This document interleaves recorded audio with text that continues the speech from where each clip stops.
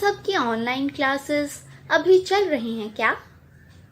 अरे नहीं, अभी स्कूल की छुट्टियां पड़ रखी हैं और क्लासेस भी नहीं हो रही। तुम सब बड़े उदास लग रहे हो, क्या हुआ?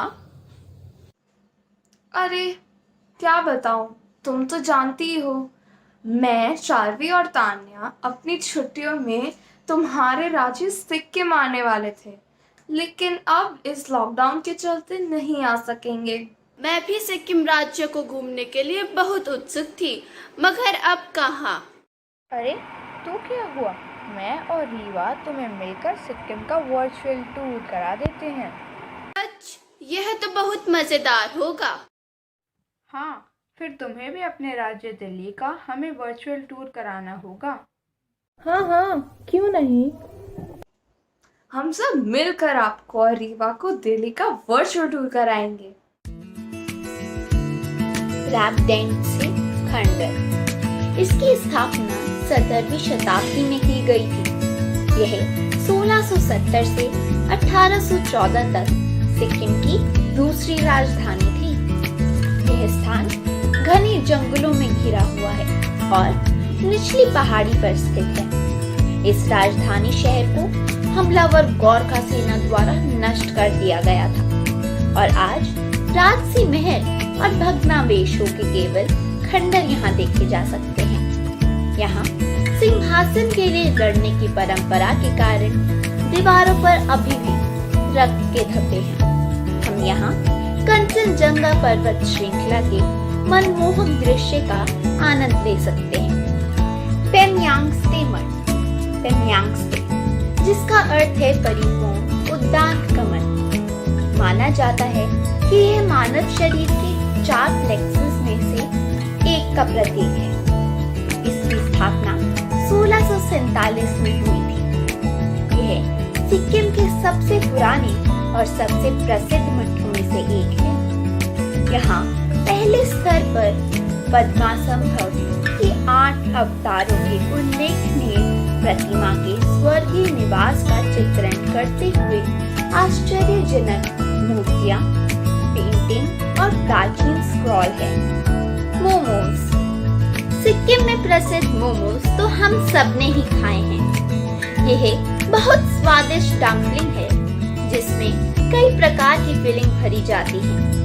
इनके कई प्रकार भी हैं, जैसे स्टीम मोमो, कौथे मोमो, सी मोमो, फ्राइड मोमो और भी बहुत सारे। और हाँ, मोमोज को विभिन्न रूपों में आकार दिया जा सकता है और इन आकृतियों के लिए उनके अलग अलग नाम हैं।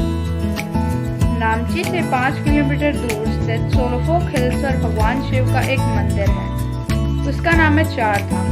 उस मंदिर में 16 फुट ऊंची भगवान शिव की मूर्ति भी रखी गई है और जिस स्थान पर भगवान शिव की मूर्ति रखी गई है वो स्थान रामेश्वर से मिलता जुलता है। और जहाँ पर भगवान शिव का ये पूरा मंदिर बना हुआ है, वहाँ पर कई ऐसे भी निर्माण किए गए हैं जो जगन्नाथ, बद्रीनाथ और द्वारका से मिलते जुलते हैं। माना ये जाता है कि भगवान शिव की जो मूर्ति है और पूरा मंदिर है, उससे कई सारी रोचक कहानियाँ जुड़ी हुई हैं। जैसे जब पांडवों और कौरवों के बीच युद्ध चल रहा था, तब अर्जुन ने इसी मंदिर में आकर भगवान शिव की पूजा की थी। तो माना यह जाता है कि भगवान शिव स्वयं प्रकट होकर उन्हें आशीर्वाद देकर गए थे और इसी कारण उनकी युद्ध में जीत भी हुई थी। ये दुगती मठ सिक्किम का सबसे पुराना गोपमा माना जाता है।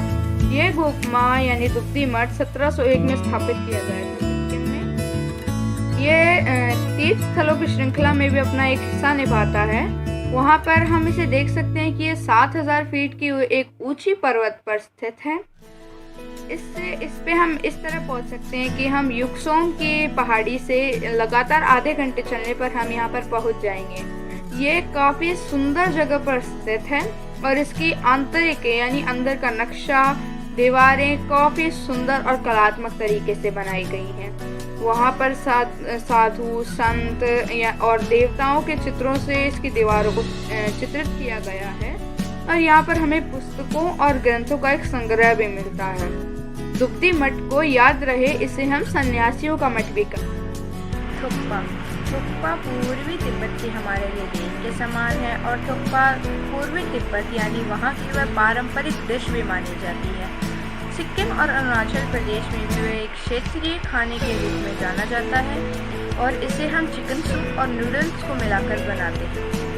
ये कड़कती सर्दी में खाने के काफ़ी काम आता है और इसमें काफ़ी मात्रा में पोषक तत्व पाए जाते हैं। वैसे तो हमारे सिक्किम में इसकी कई सारी किस्में चखने को मिल जाती हैं, लेकिन यहाँ पर ग्याथुक व्यक्तु नामक कई डिशें कुछ ज़्यादा ही प्रचलित हैं और लोग उन्हें ज़्यादा खाना पसंद करते हैं। दिल्ली में कई पर्यटन स्थल हैं।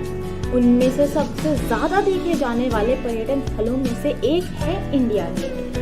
इंडिया गेट भारत के सबसे बड़े युद्ध स्मारकों में से एक है। इसका निर्माण दिल्ली के एक वास्तुकार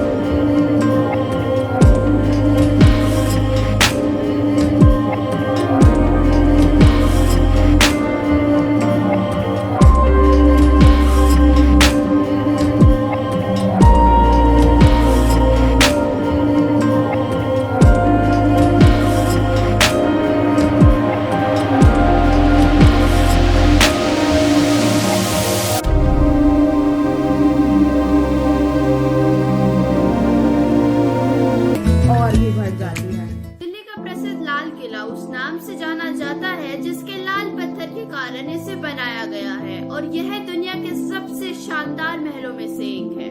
भारत का इतिहास भी इस किले के साथ निकटता से जुड़ा हुआ है। मुगल सम्राट शाहजहां की नई राजधानी लाल बलुआ पत्थर की विशाल दीवारों के लिए निर्मित थी।